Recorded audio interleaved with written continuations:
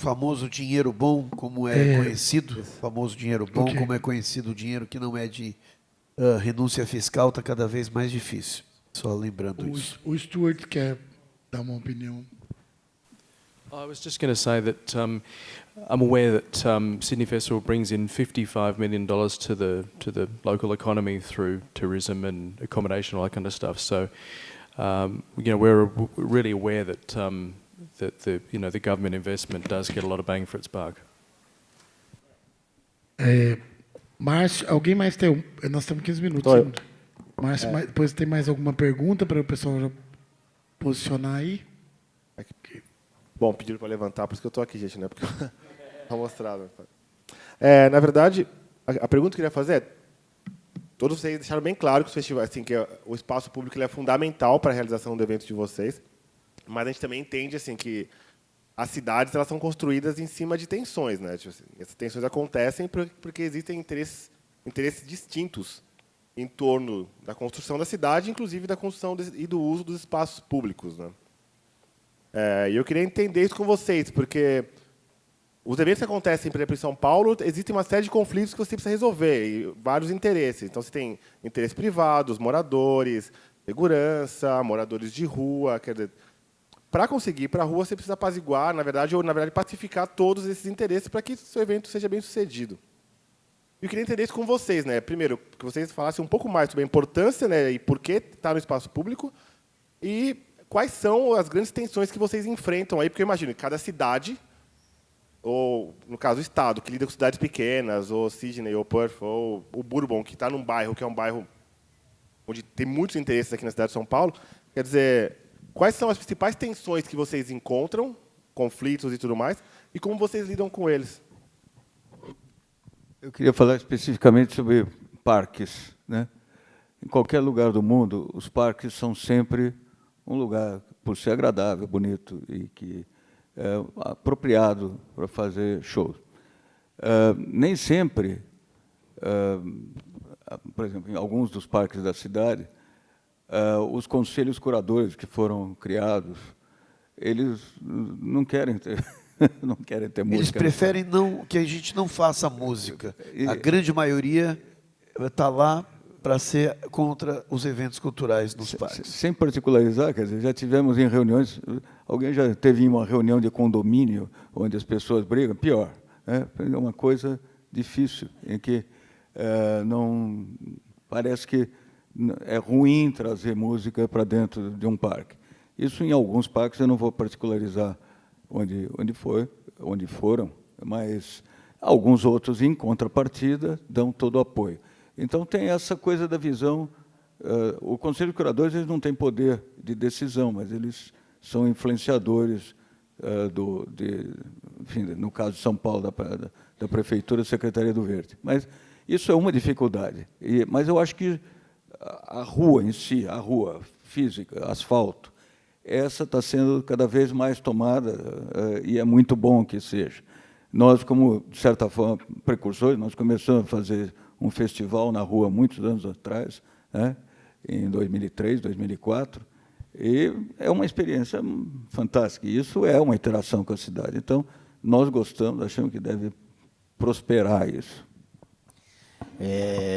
A gente, pelo Circuito Cultural Paulista, a gente negocia mensalmente com 110 cidades. No começo do circuito, a gente sempre colocou e priorizou as atrações internas. Durante uns 2, 3 anos, a gente priorizou essas atrações internamente, para que conseguisse compreender, na cabeça do gestor público municipal dessas 100 e poucas cidades, que ele entendesse que ele poderia levar isso para a rua. O último show que a gente teve de grande impacto foi Maria Gadu, em Taubaté, que teve 50 mil pessoas, 45 mil pessoas, enfim. E era só o show dela. Não era uma virada cultural, não era absolutamente nada. Era o show dela, num domingo, às 5 horas da tarde, onde a gente discutiu com a cidade, que eu exigi que fizesse esse horário às 5 horas, porque eu falei, é domingo, final da tarde. Me remeteu sempre os shows que a gente tinha no Parque do Ibirapuera, que eram às 5 horas da tarde, enfim, sol se pondo, bacana, enfim. E a cidade acabou cumprindo com a exigência que a gente solicitou, e o show foi mais do que um sucesso, né? Foi um público maior do que uma virada cultural para uma única atração. Nós tivemos uma lembrança agora. Nós fizemos muito, antes de fazer o nosso festival na rua, a gente sempre fez show em parque. Sempre foi uma atividade nossa, natural. Nós, inclusive, temos um dos recordes do Parque do Ibirapuera, 2 recordes. Um deles é o Rei Charles, com mais de 160 mil pessoas, e um recorde absoluto de positivo, que foi com 4 ou 5 atuações só, de pegar 4, 5 pessoas só. Em tanta gente, não aconteceu nada, foi um dia de paz total. E os parques, naturalmente, aqui em São Paulo sempre é uma cidade precursora, com shows de graça na Praça da Paz, e depois a gente foi para o Parque da Aclimação, já tivemos no Parque do Carmo, no Parque do Povo, que a gente chama carinhosamente de Parque do PIB. Parque do Povo, nós já vimos lá até 3 povos uma vez, a segurança, o carrinho do bebê, e né? O outro na frente, o jardineiro, tinha 4 povos lá. O Parque do Povo é uma ironia, mas enfim, mas é um parque muito bonito. Mas, enfim, fazer shows no parque era uma regra da Prefeitura de São Paulo, tinha um passo com passo, durou anos, e aí era uma iniciativa da cidade, pura e simplesmente. É importante nessa época, depois não existiu mais a Praça da Paz, mas a Prefeitura fazia os shows, que é hoje, enfim, hoje a gente vê esse trabalho na virada cultural, fantástico, e outros trabalhos com o governo do Estado, o circuito. Então, evoluiu. Mas o importante é essa tese, ocupar os parques, ocupar a rua. Isso é o que devemos fazer. E temos que ser assim, apoiados pelo poder público em qualquer nível. Stuart? Yeah, we in Sydney have a glut of public parks, and where the Festival Village happens at Sydney Festival is just adjacent to the Botanical Gardens, and so Sydney Festival takes up a very small footprint in the park. It's kind of half a park, and there's another park across the road.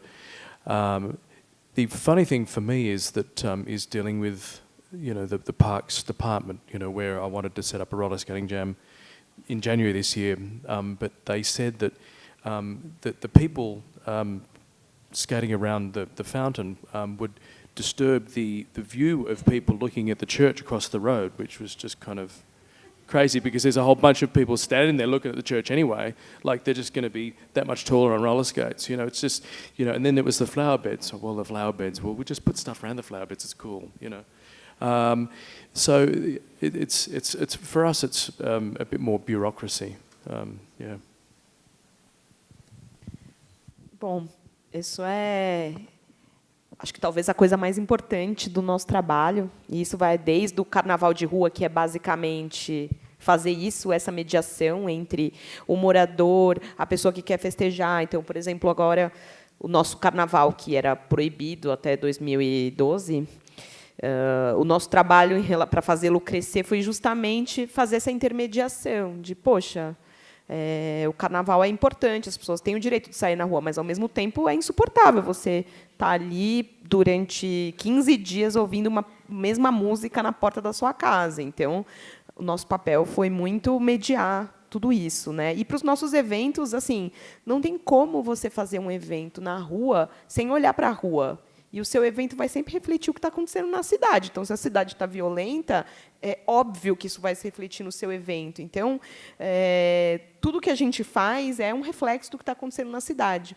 Claro que, assim, às vezes o evento é uma pausa também, né, no conflito. A gente vê, por exemplo, o SP na Rua é um exemplo. Ele acontece no meio da madrugada, num sábado, no centro vazio. Não é do tamanho da virada cultural que a cidade inteira para olhar. Então, a gente sempre fica muito apreensivo. E é um evento que tem, assim, violência zero, ocorrência zero.